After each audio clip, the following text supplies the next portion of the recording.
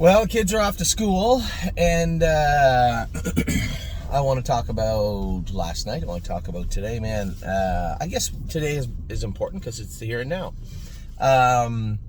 One scratch this morning. Lonely Lakewood had a temperature. Kathy had messaged me, obviously in the burn early. Kathy, always a hard worker, and 6:30. No, I didn't get it right away.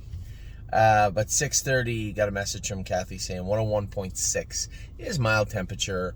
Probably be able to train him by Friday. He just shouldn't train today. So Lonely Lakewood's not going to go today. Everybody else will. We are still short a caretaker, so Jason is staying in the barn. We have Daryl coming in today, and I'll just go with Gypsy Hill I think Gypsy Hill was in with Lonely Lakewood. I'll just go with Gypsy Hill. So, other than that, nothing to report so far from today. Last night, started off the night just about as happy as you could be. Well, not technically. I mean, Gypsy still had made the break, so I wasn't ecstatic, as you might say. But winning the Open from Post 9 with Spitfire was pretty impressive also. So, a great race by him and a great job by Stacy and Brett.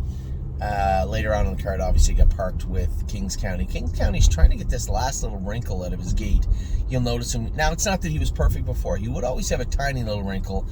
It's hard to explain. Sitting behind him, the wrinkle you could see didn't feel like a big deal when you're sitting behind him. You just had to be quiet with him. You couldn't mush him into the turn. You couldn't grab him hard. You've seen him make breaks where we've been forced in that position with him, where Brett had to either push harder to the front or grab him to get in a hole, and you've seen him made a break. That's happened in the past, so it's not like he's got this flawless, slick gait, but he's got this little added wrinkle in him right now. And before, as I said, if you just left him alone, it didn't really feel like a big deal. It didn't make you feel like he was going to run at any moment. Whereas the one he has right now, he has made those breaks. I see that Stacy is hobbles a little tighter on him right now, so he's trying to find his way through. I guess, as an older horse, reformatting his gait and changing his gait a little bit and learning to trot with it like that. The obvious question would be why? Why is his gait changing? Could be a number of reasons. Some of them could be mental, could be physical. There doesn't appear to be any physical lameness now. In saying that, we did take a spur out of his carpal canal last year. Did that play a role? Is there some residual issues there? It's nothing serious. I guess the only serious part of it would be if he is taking weight, if he is loading weight behind from that front end. One, is there a better way to address that front end? I think they're doing a pretty good job with it right now. He looked pretty confident 2 starts ago.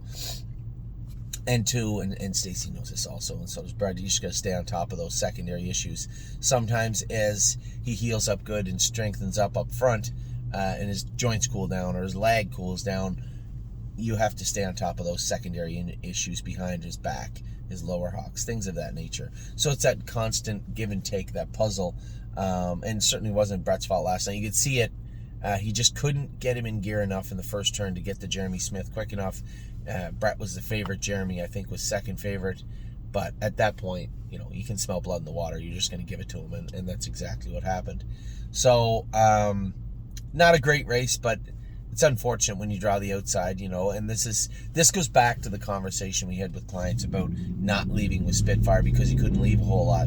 Well, Kings County can't leave a whole lot either, and these are the types of situations you can get in trouble in. And we are here to race, and I think Brett made the same decision almost everybody would at 2-1 into the 8-hole. Got to go forward, and he ended up getting parked. Now, that decision was the opposite, I would have thought, of the one that went on with Yell Mister.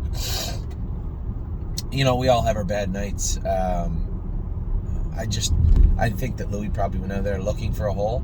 I doubt he went out of there looking to get parked.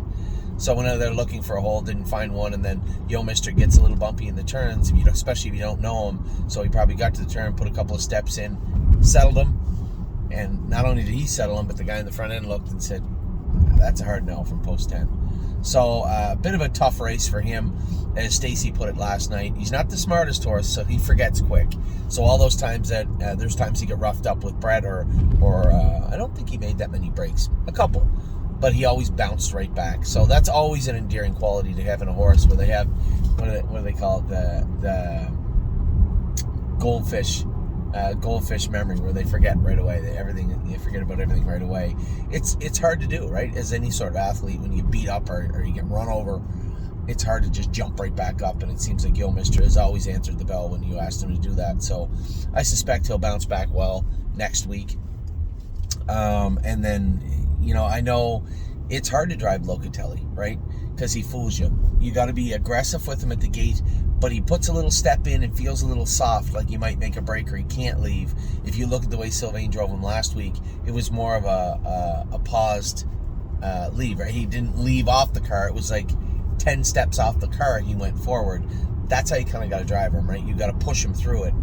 And without knowing him, I could see how Tyler could look left, look right, see what was going on around him and say, I'm just going to take the 8-hole. You may as well just went right back to the paddock when you take the 8-hole with Locatelli. He just won't put out from way back there. You just can't do that with him. And that's not Tyler's fault. He just doesn't know the horse, right? And it's easy to even say, hey Tyler, when he comes off the car, you gotta mush him forward. As a driver, you're sitting behind him. He does not give you, he's a smart horse. He doesn't give you that warm, fuzzy feeling like when you're gonna leave with him like he wants to. He'll put a step in like, I might make a break on you. And he has in the past. So looking for a much better race out of him next Monday. Chris Christopher will be back, knows him well. Sylvain's around. James, I suspect, will be kind of married to Pemberton as one of the prohibited favorites in the stake race. So we're going to have either Chris, who knows him well and has won with him, or Sylvain, who has finished second with him and raced him plenty of times. And I suspect that's where we'll land with Locatelli. Mister will be back in there, but it's going to be more of a prep race. And since there was only one division of 10, he'll make it in the final. But like to see him get an inside trip and have him finishing on the end of it, and hopefully he uses that small brain to forget about what took place last night, for sure. So with that, I'm on my way to the track. We'll be here in a minute. I think we had 21 to train. We're gonna have 20. I did make a video about it yesterday. We're not gonna train the babies today. I just didn't want to overload our staff, especially being down one. It was just, I don't have a problem doing it. It would have just been get them ready and go, get them ready and go, get them ready and go. But behind that are people that are actually getting the horses ready, bathing them, getting the next set ready, getting the next set ready. And there's going to be lots of times when we school and qualify heading into the summer where it's going to be extremely chaotic. Just, I got the feeling, especially from Jason, and he was right, that it was just unnecessary. We could train them today, especially when the babies themselves, the 2-year-olds, went hard last week. This training trip, whether it be today or tomorrow, was going to be much, much softer. So not a whole lot going on tomorrow. So we're going to train the 3-year-olds, as we said, as we planned to. We're going to train the 3-year-olds today. We're going to train the babies tomorrow. We're going to video today for you, for the sophomores. Now, we're not going to video tomorrow. We'll likely video Saturday. We'll go back to a stronger mile with the horses. And by the looks of things, you'll get to see everybody go on Saturday. So with that, I'll let you guys go. I'm just about to pull into the track. We're on schedule.